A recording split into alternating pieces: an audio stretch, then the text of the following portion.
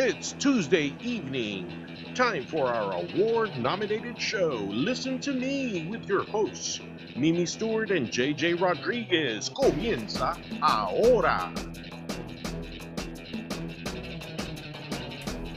Mi gente que me escucha en cyberspace. Nos estamos transmitiendo directamente desde Orlando, Florida, a través de las emisoras cibernéticas www.radiount.net. Este es tu programa nominado para los Sacro Imperio Awards. Listen to me. Yo soy tu anfitrión por la próxima hora, J. Jesús Rodríguez, caballero. Un saludito por allá a mi esposita bien linda que está por allá escuchándonos. Shami, I love you, baby. A la gente que nos está escuchando en Atlanta, Georgia. It's Ali and Melissa que nos están escuchando, unas cantautoras, some people that singer-songwriters, so it's really, really cool. Dios me los bendiga a todos. God bless everybody here in this Tuesday. It's change of weather. Summer has gone and fall is here. The temperatures are coming down. There's no snow, but it's going to be 40. Yes, it's temperature to turn on the heaters here in Florida. Not me. I just live in Schaumburg, Illinois, and I know what cold weather is. 40 degrees, it's like summer in Illinois. Anyway, opening monologue. We're going to jump right on into this. So everybody that is listening to me and listen to me, the monologue starts like this. There's a lady in Florida that has a sign que tiene un rótulo que dice toque la bocina por Trump, honk for Trump, and I stand for the national anthem. Yo me paro por la el himno nacional. Gracias, me trabé ahí. Un día de esto pues se me va el inglés, el español y me voy a quedar mudo. El himno nacional. So básicamente le vandalizaron el anuncio. They vandalized the sign, and the city is telling them that she has to bring the sign down. And I understand the reasons why the city is saying. Yo entiendo las razones por qué la ciudad está diciendo que tumbe el rótulo. She doesn't have a permit. So my suggestion to her is get a permit. Coge un permiso y vas a poder escuchar tener el permiso para tener el rótulo. So basically what you got to do is you got to get the permit. That's one. Two, about the vandalism. Si fueran gente que son del Partido Demócrata que hizo eso, where is the moral? You see, la gente del Partido Demócrata está diciendo que son el partido del cambio, y no lo son. Son del partido del odio, o haz lo que yo te estoy diciendo o te vamos a estropear las propiedades. The moral ground of the Democratic Party is gone. That's why a lot of people are going NPR. So whatever work we have to do in the Republican Party is triple for the Democratic Party. But still, they have paid operatives that go to Festival de la Calle Orange, go to every Hispanic festival, and they're paid $15 an hour or more to walk around and to entice Latinos to vote Democrat. That's why Democrats are winning in Orange County. What are Republican candidates doing and non-party candidates trying to do? And not saying that my guest is doing that, but the majority of the candidates are just using volunteers, and with volunteers you're not going to win a race. Sorry, you're not. So my opening monologue is to the Republican Party. If you're listening to me, listen to me.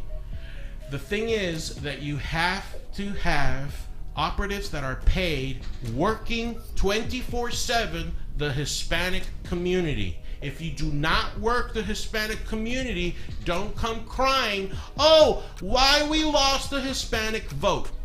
Now you know. Listen to me. That is my opening monologue.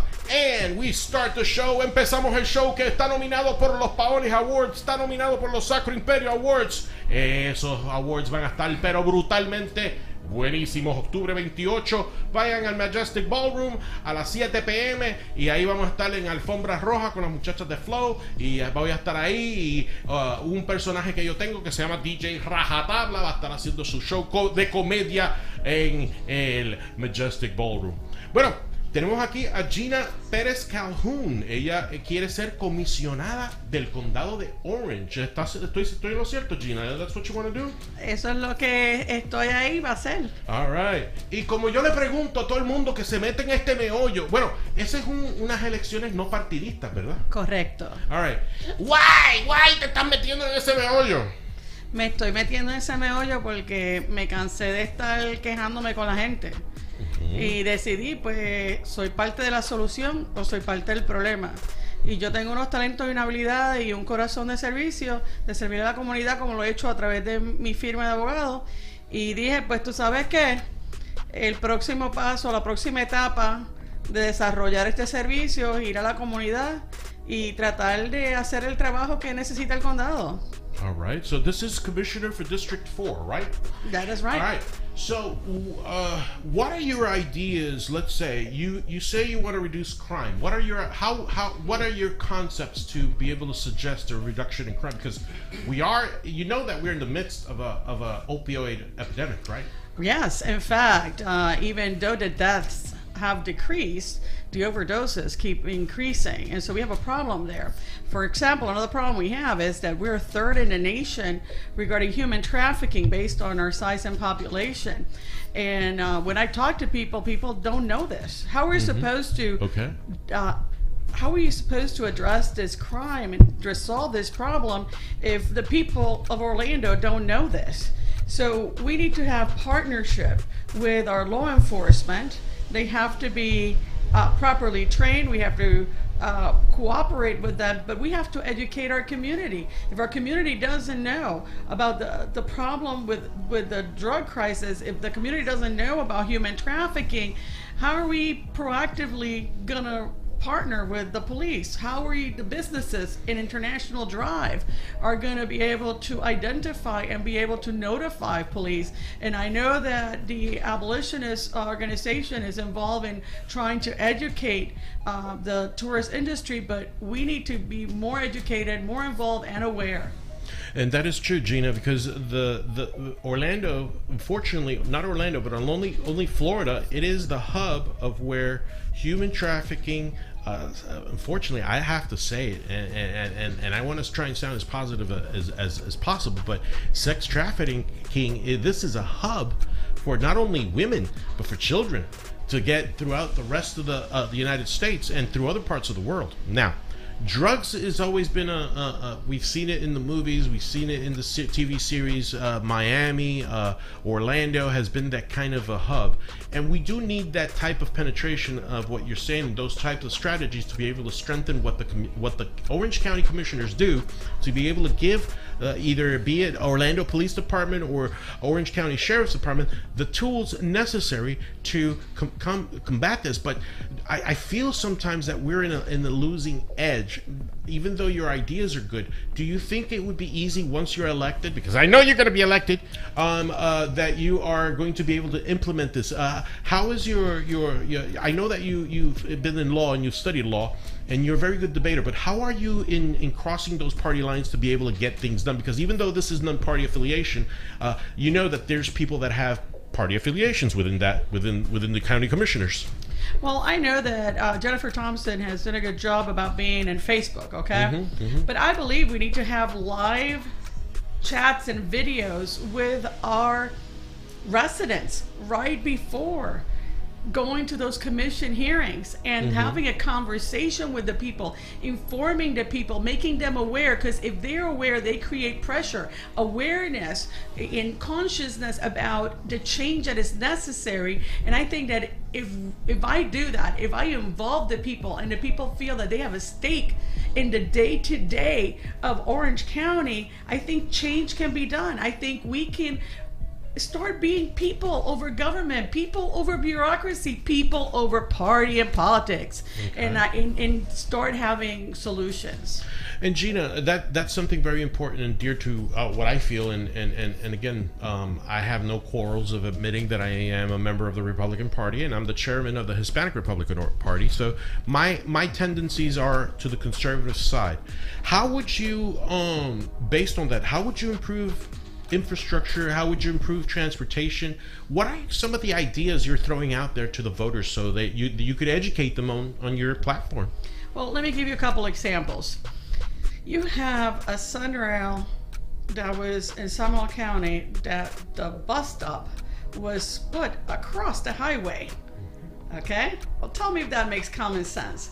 Okay? I believe in conservative values, but I think the foundation of conservative values has to do with a lot of common sense and making sure that every penny is wisely spent. If we have to spend it, oh, we better spend it wisely. So little things like that, and then they had to try to change that, and they spend more money. For example, we have a situation in which we are, thank you, that they're fixing our roads.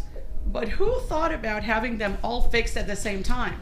Okay? Because if you try to go to I-4, construction. You try to escape to the 417, construction. I mean, sometimes I wonder if these people stop and have some common sense about how are we going to save time. See, the problem with transportation is that it costs us time. Okay? And it costs us time, and that's time that we could spend with our families, or time on our job and make more money, or volunteer, or go to church. And we're spending a ridiculous amount of time in traffic. So part of it has to do with making sure there's a coordination of efforts between the different types of transportation we have here, but also working with the counties, other counties, because what happens in Orange County doesn't stay in Orange County. Exactly. It affects Osceola, it affects Seminole County, and we're going to be big boys, big girls, and have this amazing big city. Okay, we need to think outside our borders and try to bring solutions like they did in Maitland with Uber. Okay, you have to bring private business working with the government, working with the people, because the best solutions usually you can find them in the private market. So Gina, y perdona que vayamos del inglés y el español, no, pero quiero ejercitar mi mente después de que somos bilingües. ¿Tú crees que el sentido común está faltando en la política pública de Orange County? Yo creo que el sentido común viene y va. Okay. Y la razón de que viene y va es que a veces muchas decisiones vienen ya cargadas con otras decisiones en el cual, por ejemplo, los comisionados no estuvieron envueltos. So, tenemos que ver si hay cómo hacemos las decisiones y las pólizas, si hay una manera de que antes de que ya viene el preceptor, cómo se va, qué decisión, es como decir, ¿cuál es la pregunta? La pregunta ya fue formada. Y a veces hay que decir, maybe esa no es la pregunta que hay que hacer otra pregunta. So, es una de las cosas que obviamente no tengo las soluciones ahora, pero obviamente cuando uno empieza a trabajar con el condado, uno empieza a ver cómo se puede resolver ese problema. Y a veces viene y va con sentido común, porque a veces la gente se pone en este momento muy emocional. Exactamente. Y lamentablemente las emociones son muy buenas, las emociones nos mueven a ayudar a nuestro hermano, a nuestro vecino, pero lamentablemente los partidos están usando emociones para que los hermanos, los vecinos estén en contra de cada uno, como pasó con esa señora con su letrero.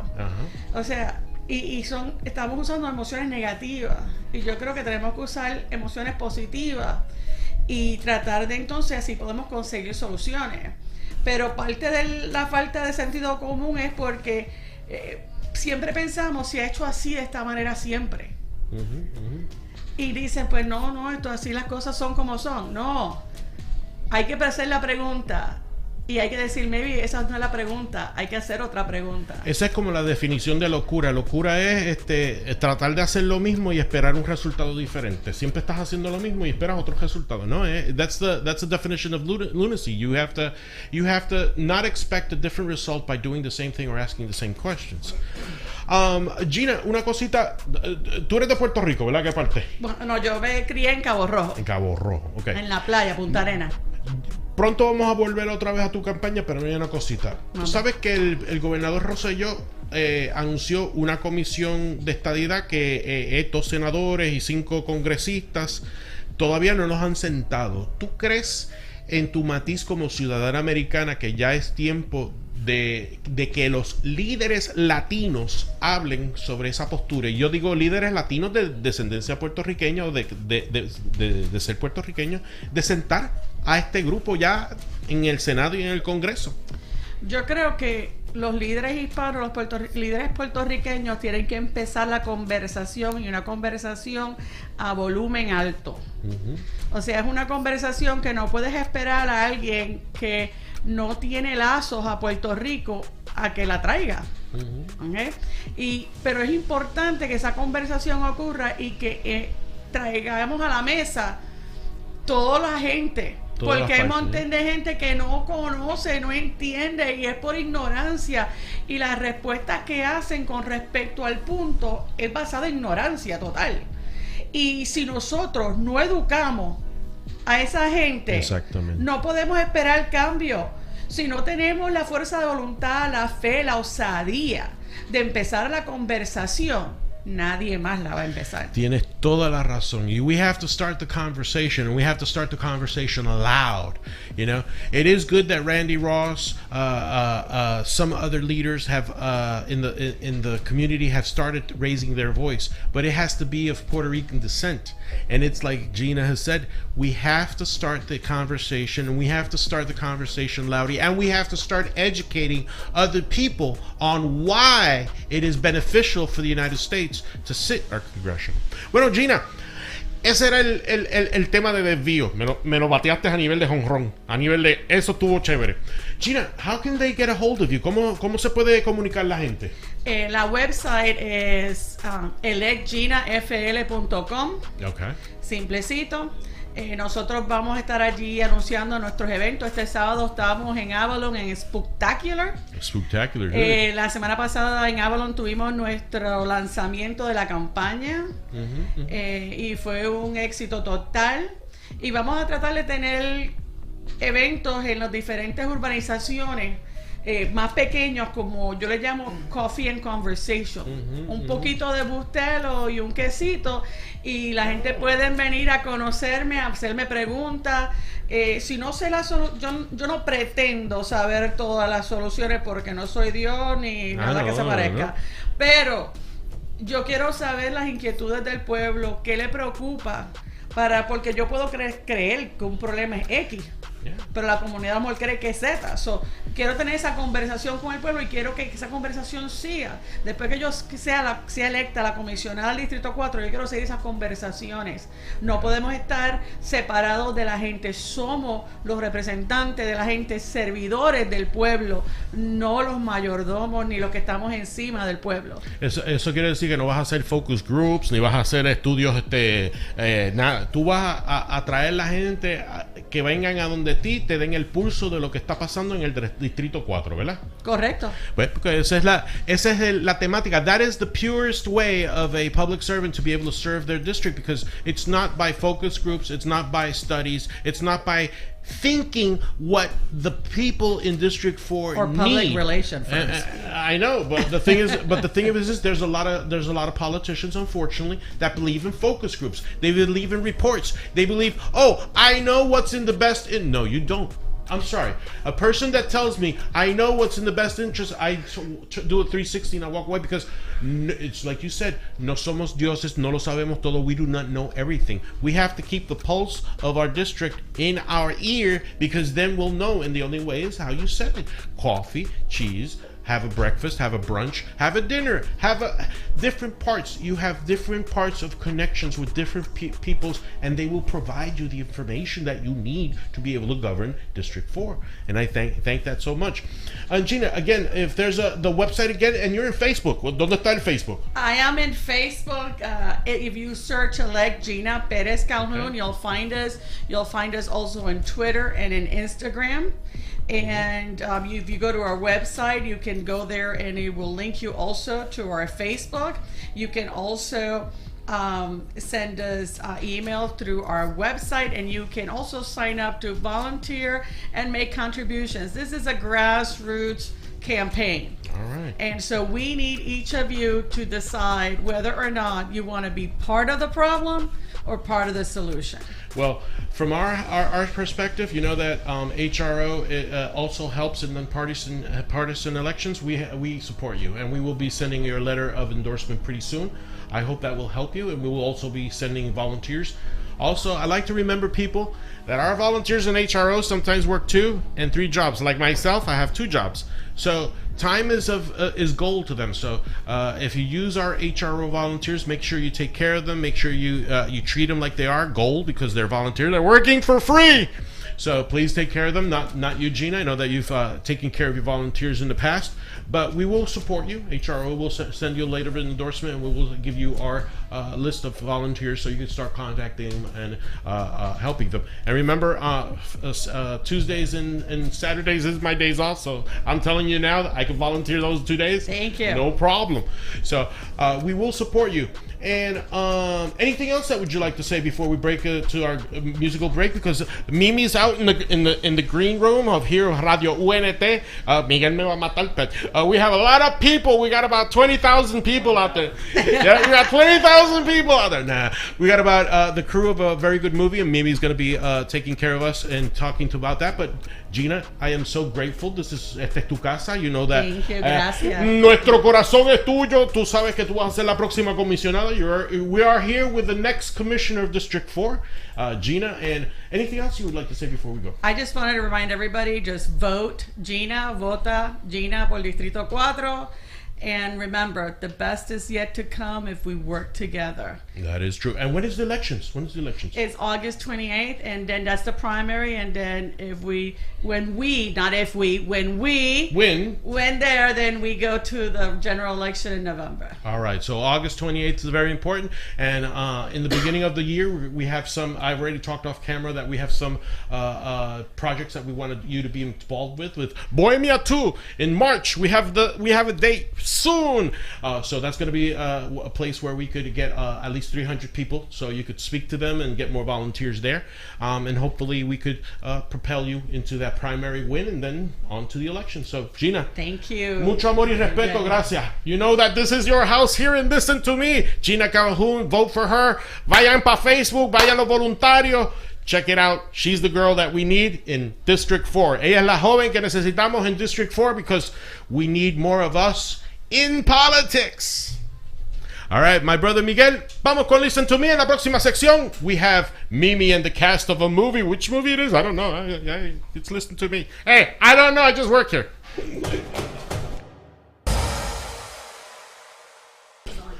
Bueno, mi gente, aquí estamos en Listen to Me, directamente desde cyberspace. This is the award-nominated radio show in cyberspace.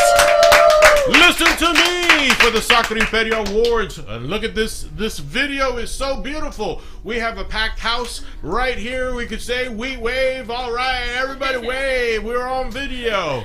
So not only we are a radio show, we're a webisode. So you could catch the past shows on BBN Info at YouTube. So youtube.com/BBN Info. You could see the past shows. But live, it's www.radio.unt.net. And Mimi, how you doing, girl? We have a full house today. I know. These beautiful people. Yes, beautiful people. God bless them all. And talk to us, Mimi. What they're doing here? That's like a, it's like a March of Ides or something. It is. Well, first of all, it's a local school which is called Full Sail, and it's based in Orlando, Florida. Yes. They created a short film motion picture, and it was a summer. Now it's complete, and their premiere is Thursday at 3 o'clock at Full Sail. So it's such an honor to be a part of the project because I wasn't part, but my son was. Good. And he played a character called Miles.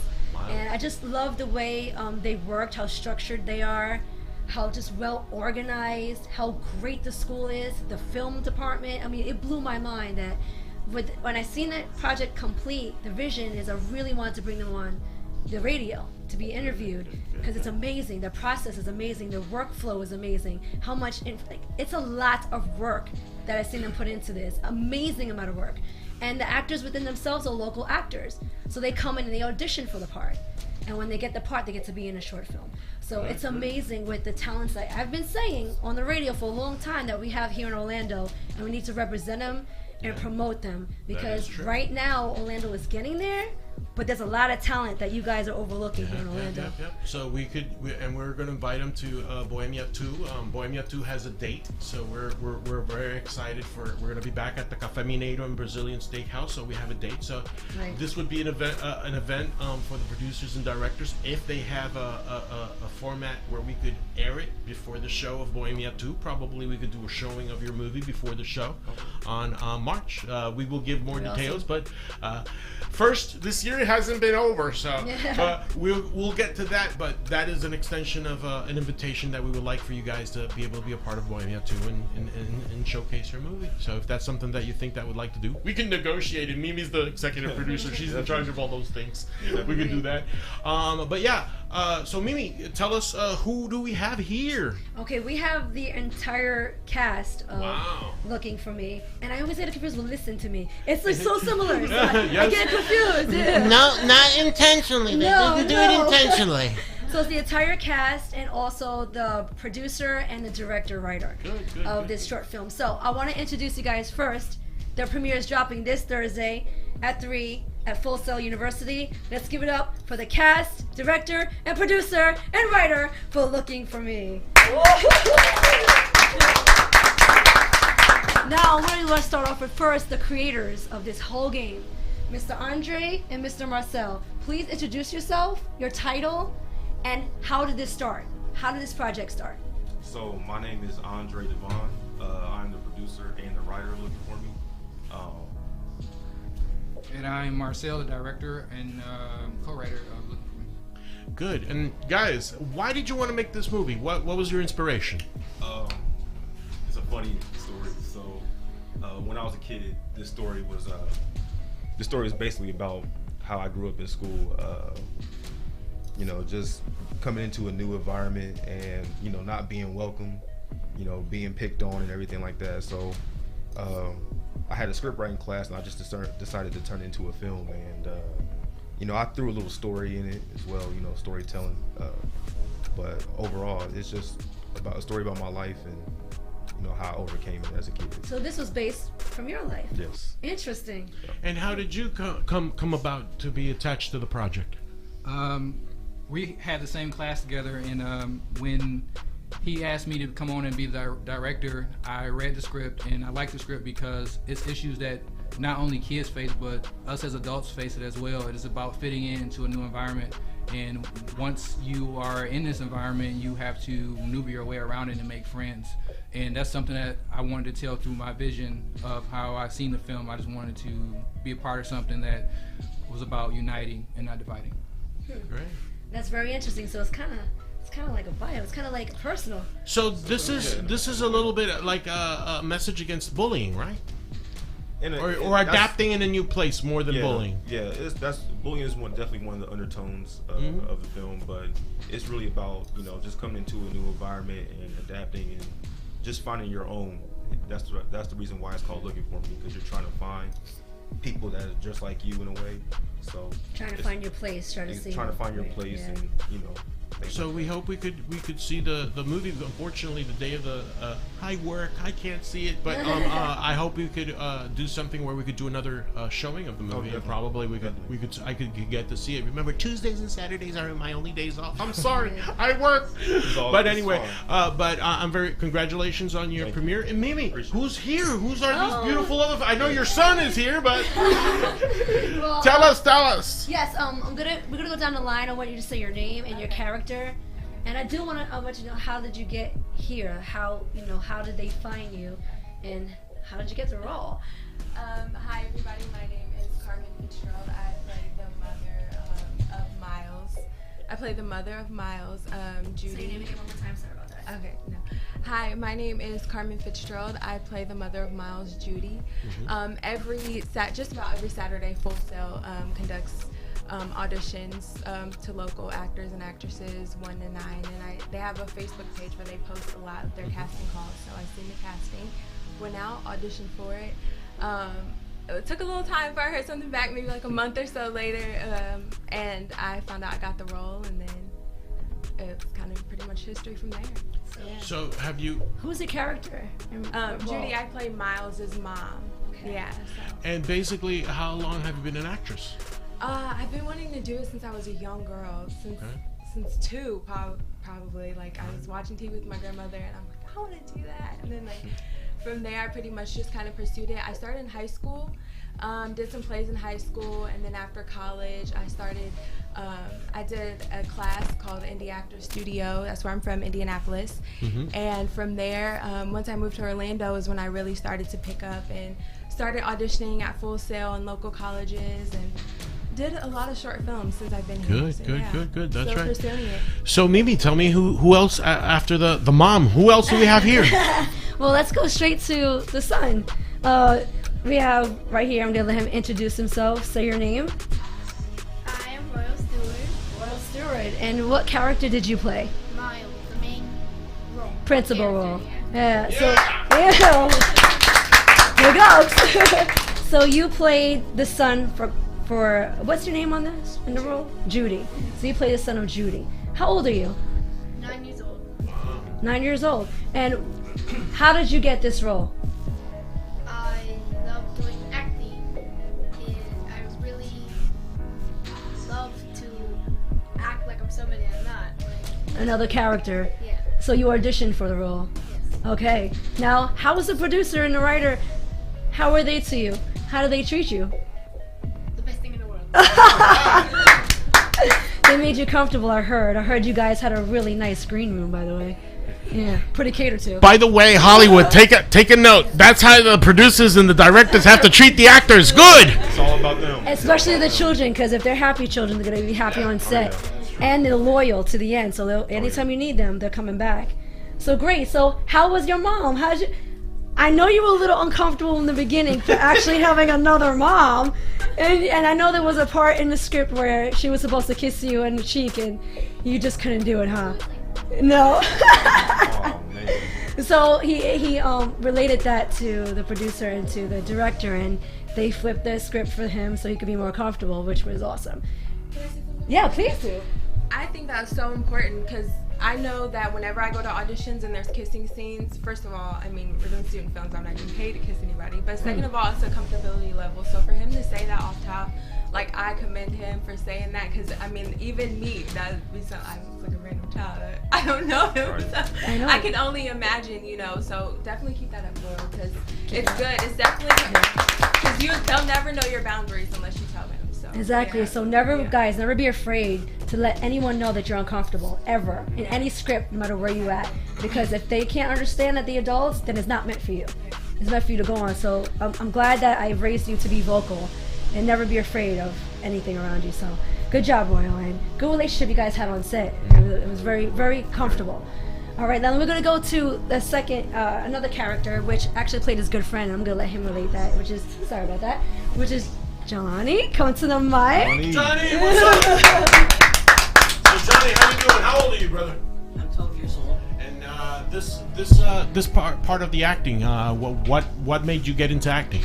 Well, when I was like 2 or 3 years old, I liked to imitate what people were doing on TV and Okay. memorize their lines and stuff. So, like, one day my dad just said, "You're gonna do acting," so I said, Good. Is your father here? yeah, Where is he? right behind you. All right, how you doing? So he's the man who inspired you into getting into this. See, Mimi, this is the thing. When fathers and family support these creative talents, look how happy they are. Yeah, it's true. And when you're not forcing it. Exactly. I know that his father is an actor as well. So, within that, he's seen that. Alright. But when it's not forcible, then it's meant. The kids are happy. And Mimi, he plays what part? The friend of your son in the movie, right? Say, tell me the name of your character. My character's name is Jeffrey. Jeffrey? Okay, and Jelani, how old are you? 12 years old. 12 years old. So you're playing a 12-year-old, right? Is he playing a 12-year-old? Yep. Yeah. So were you, did you meet him on set? Meaning, as in your character, you just met him. He's new to the school. Is that how you ended up meeting him? How did you meet him in the film? Well, he was wandering around the halls and I said, "Your brother," and then we started talking and stuff, and then yeah. And then from that point, you guys just hit it off. Became friends. Okay. They have a great relationship in the film as well. It's very comfortable. It's like they've known each other for a long time. But that's the amazing thing about kids. They can adapt real fast. All right. So next, I have a beautiful girl over here. What's her name? My name is Madison Ireland. Madison, and how old are you? I am 12 years old. I just turned 12 actually. Fantastic. All right. Happy birthday. All right. So Madison, what's your part in the movie? I play Stephanie. Okay, and Stephanie is what? A friend of the characters, or what do you do? What's your character involvement? Well, I'm kind of an acquaintance of Jeffrey in the movie. I am his friend in the movie, but Royal, his character doesn't know that yet. So at first I come kind of across as mean because I'm like, you can't sit there. But at the end of the movie, I don't want to spoil it or anything, but she's smart. Yeah. At the end, very smart. So good. So basically, there's an interaction there that the character changes and blends afterwards, right? Yeah. How long have you done other movies with Full Sail before? This is your first, your second? Which number is this? Probably my 5th. Your 5th? Okay. Yeah. Good. All right. Well, Yeah. really good job. All right. So behind her, we have another actor. Bryce. My dear friend, what is your name and how old are you? Hi, my name is Bryce Lesser, and I am 12 years old. Fantastic. And what part do you play in the movie? Well, I played Todd, the bully. He bullies. I could see because he's strong and all that stuff. Hey, us strong guys don't have to be bullies all the time, man. Don't stereotype us, man. Come on. All right. And my dear friend, so you play an important counterpart, the counterweight in the movie. How did that make you feel? I kind of felt really bad saying those mean, racist words to Royal and Jelani, and at first I didn't know what some of them meant at first, and my dad had to be like, Bryce, do you know what you're saying? And I was like, no. Well, that in fact is a little bit good because there's a little bit of education in this movie. Now I see that there has to be that education to be able to make kids understand that not everybody is from the same culture, the same place, and we have to give everybody a chance. And Todd, is this one of your first, second movies for Full Sail, or have you done other projects before? Well, at the time I auditioned for this movie, this is my first ever audition in acting. Wow. So, first audition, first role, instantly, you got the role. That's amazing. Surprisingly, I was really excited when Andre gave my mom a call. Wow. That's amazing, Bryce. So that that's your passion. Yeah, that's your passion. And you're still in it to this day. Yeah. Yeah, that's amazing. And 12 years old. Did I find my way at 12? I don't know. I think it took a little later. But that's amazing. That's amazing. I think, we have pretty much the whole set right here. But I want to ask the kids something. So everybody get in this right here. Get into the mic. Yeah. The mic right there. I want to know, to each and every one of you, first of all, what is your goal? What is your motivation? What's your goal? And when did you guys start acting? All right, we could go to Bryce first. All right, well, my goal is to definitely be the best actor I can possibly be and try to work hard and get the most roles possible. And I started acting this is very recent for me. Started, I think, back in May or April of last year. It's very hard to remember. Wow. But I've definitely tried to work hard, and I've come a long way, I think. You have, Bryce. You're already in a short film. That's amazing. Thank you. All right, let's go to Madison. Okay. Yeah. Well, my motivation is definitely the people that gave me my first film, which is actually Andre and some other. But that definitely, because that was my first film. That was also my first film audition. But wow. I got a lead role in a short film on my first film audition, so I was really proud of myself. And the crew was so nice, and they were just all so. And I was like, I want to do this. I really want to. I really want to act. You wanted to continue. Yeah. You knew that I want to was continue. it. Yeah. That's, honestly, it's a really good place to start Full Sail. Yeah. I mean, it's really, they encourage the kids. They boost them up. It's no high pressure. I mean, we've been to auditions, and you guys have, where it's like the Hollywood kind of, and it's a lot of pressure, a little bit of rudeness, and a little bit like they're forcing them. And I'm not ready to put Royal in so much of that yet. So I like to start off with Full Sail and the local colleges, to where they can find their way in their passion and be comfortable, and not have that Hollywood pressured style. I mean, a lot of the parents are chasing the money, and we're chasing the passion. There's a big difference. So Jelani, here we go. Answer the questions. Who motivates you? When did you start acting? And what's your goals? Well, my goal is to be a good actor and be an actor for the rest of my life. Wow. The person that motivates me is my dad, because he keeps making me do acting. He always says that even though you're a good actor, you might not get the role because people work harder than you.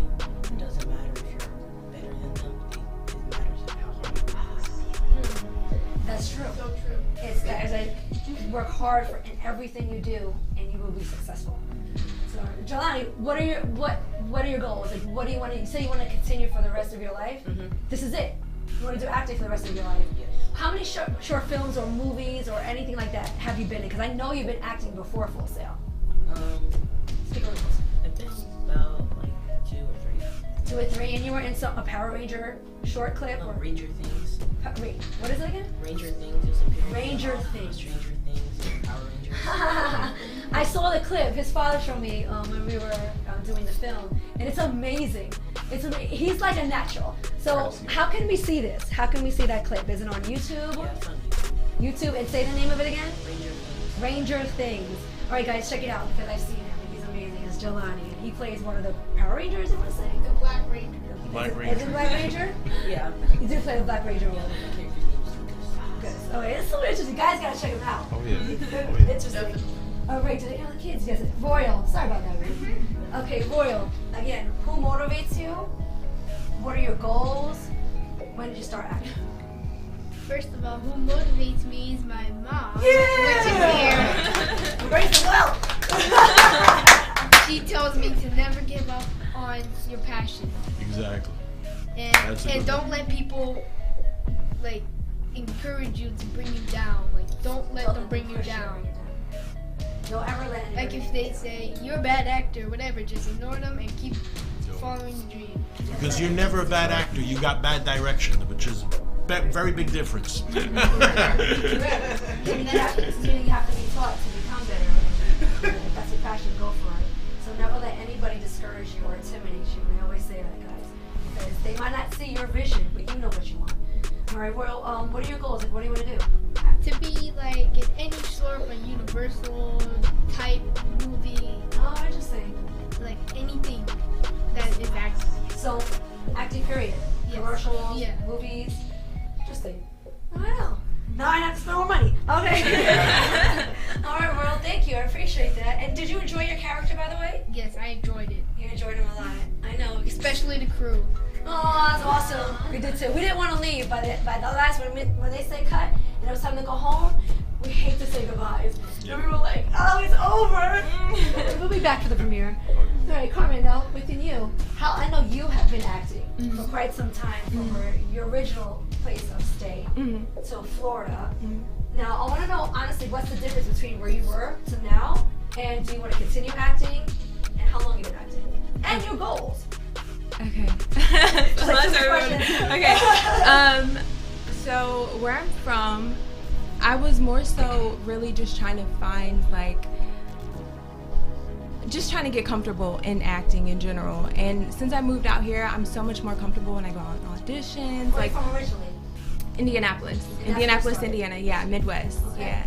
So, once I was out there, it was more so focusing on taking classes, pretty much not perfecting my craft, but getting to the point where I was comfortable going out on auditions and just pretty much, getting to a space where I knew, okay, I can go in, I can kill it, I'm comfortable. And now, going to Full Sail and auditioning, I'm a lot more comfortable auditioning. I can get in front of people, I can speak, I can play a different character and be comfortable and be fine. So you think that, I don't want to knock down Indianapolis or anything like that, but do you think, as in film-wise, more opportunities are here? It's definitely more opportunities here. It's not a lot of opportunity there as far as film. Chicago is our like sister state, so it's right next to us. A lot of more opportunities there, which I really didn't get to experience that because I knew I was moving down here. But I would say as far as like we don't have a lot of film schools there. There's a lot of people that kind of do things on their own, like small short films and things like that. But as far as like more access, I mean, Full Sail, you have Valencia, they have a film school, UCF, so yeah. Orlando's pretty much and then and I love the fact that, you know, being on Full Sail and even at Valencia, they're so hands-on, you know, and you get that real experience, you know, being in front of the camera, having a cast and crew, having those long days. It really gives you like that hands-on full experience, but also working with students, you know, so they don't expect you to be perfect. So it's not that high pressure as far as like, you know, Hollywood, they expect you to go in and kill it and nail it every single time. It's like we're kind of learning together. And that's what I said is really great for a start, especially with children. Right. You know, that want to be involved in this. I mean, they really can build and become a stronger actor. Yeah. Exactly. And you're a natural, so I'm hoping and I know you will be doing more things. So yes, of don't course. Forget us, okay? Of course, of course. Any of us, we're here. Yeah, thank you so much. Thank you. It was a pleasure. It was a pleasure. Thank you so much, Mimi. Thank you. And thank you again, everybody, for allowing us to come on this platform and to promote us and giving us this exposure. Definitely. We definitely appreciate it. You guys deserve Thank you so much. I've seen your work. I know how it is on both ends. So you guys deserve it. I was really hoping you guys would say yes. So thank you for coming. Thank you. We had to be here. Thank you. Now, Mr. Marcel and Mr. Andre, you guys have to give us the information on how'd you start, where'd you come from originally, why you came to Full Sail, you know, how'd you start, and what's your goals? What do you want to do? You both can take this mic, actually. Oops, sorry about that. Again, I'm Marcel, director. I'm originally from Detroit, Michigan. I have a bachelor's from Wayne State University. I kind of stumbled my way into film. Growing up, I was a big fan of professional wrestling, and always liked the story part of it. And they are characters, so that's something that helped me grow into filmmaking. Because originally, when I went to school, I was a engineer major, and I went from an engineer major to a business major, and then I finally gave up and said I'm gonna do film. Wow. So and that was in 2010, and and then I ended up coming down here to Full Sail last summer, and it was a last minute decision. I was like, I feel like I should go to grad school. I was thinking about doing undergrad at Full Sail, but I'd never built up the courage to come down here. But I said, I want to make this happen. So I came down to Full Sail a year ago. And, a year ago only. And look what you've done in a year. I'm sorry, I gotta break on this because it's to show the reach of online radio. Okay, the girls that I did the shout out at the beginning of the show, Allison and Melissa, they're listening to us from Atlanta, Georgia. They want to know if you're ever gonna start like a mainstream movie, because Allison and Melissa, one's a songwriter, one's a host, one she's done some actressing. Melissa, she was the rocker girl for the Verizon commercial. She's telling me right now on my page to do, but we've gotten hits from Clovis, California. We've got from Atlanta, from Orlando. So cyberspace. I'm sorry, I just got that. I'm so happy. Shout out to Atlanta. What state did you come from, Marcel? What state? Michigan. And then you went straight here. And I came straight. I drove 17 hours. Oh my gosh. I would never do it again, but I did. So it was like a spontaneous kind of move, but. Yes, I made a decision, and a few weeks later, I was on my way to Florida. That's amazing. You know, you've accomplished a lot in a short period. I didn't know you were here for such a short time. Like, how do you feel about this? It's an eye-opening experience. You know, once you take that leap and you believe in yourself, and once you believe in yourself, you can do anything. And that's what I learned while coming down here. I'm only 26, and I've done so much up to this point, but this is one of the biggest decisions that I made because it got me to where I'm at here today. Wow. I mean, I give you a lot of, how do you want to say, props. You know, it takes a lot to just pick up and go, and that's why all of us fear on just doing that, making that move, because we're afraid of failing. But, you know, if that's truly where your heart at, obviously it was, because you went to college for a different degree, and you end up going left on this, and look how you accomplished so much in such a short time. I mean, that's your craft. Yeah, you know, I always believed in myself, and what helps is the people that's around you. Because, true. Like, in 2010, not only did I change my major to film, I also joined the Army. And wow. Another spontaneous decision. Wow. But wanting to make film is what kept me going when I was deployed. That's one of the things that I was like, like, when I come back, I'm gonna hit the ground running. And that was in 2012 when I got back home. And to look at where I'm at now, I go back and look at my, I kept little journals.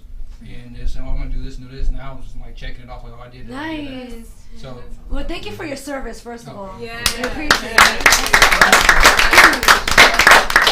You have a list of resume, man. It's very impressive. So God bless you on the rest of your journey. I know you'll be doing big things. And my motivation is my mother, because like, she supports me in everything that I do, and I just have to shout her out, because, like, seriously, I'm like one of the most spontaneous kids she has. So when sure, drove her crazy a little bit from time to time. Yeah. So she missed me, and but I'm always moving around and doing stuff. But she's just proud of me, and so yeah, I had to give her a shout out. Nice. We thank you, Mom, for trusting in him. He's doing big things. All right, go ahead, Mr. Andre. So my name is Andre Devon. I wrote and produced "Looking for Me." I also composed the music for it too. Oh wow! So, good. Which you're gonna find really good, by the way. Nice. I hope. Nice. But I originally started out in journalism. I went to school at Florida A&M. Got my bachelor's degree in broadcast journalism. Moved back home to Ohio, and did journalism for a little while. And I just decided, I want to do something different, but I still want to be able to, become a storyteller. So 2 years after school, I just decided, come to grad school, save up all my money, and make that trip down last October. From where? From Dayton, Ohio. Dayton, Ohio. Wow, so it's kind of spontaneous as well? It was more planned. More planned? More planned. So you had to start to do that. Yeah. But you decided, why did you guys choose Full Sail? Because you left your state to come here. Yeah. Why? Well, it was another excuse for me to come back to Florida. Oh, yeah. But more importantly, I wanted to get back in school and just keep learning about just something new, something I'd never done before, and I also wanted to compose music as well for films. So Full Sail is real good for that. Full Sail is really good. Yeah, I appreciate just for creative people. I see that, and I see like the magical work you guys have done. Now we're gonna have to cut it because we have 1 more minute left, guys. I appreciate you all for coming on air. I have one thing. Yeah, please. Really if you have anything to say, come this way. Oh, I miss you too. I just want to say thank you to Andre and Marcel. You guys did a great job, and thank you for picking me in the audition, because it was a really great experience, and you guys did a great job, so thank you. Thank you. Thank you. You guys are the ones Okay.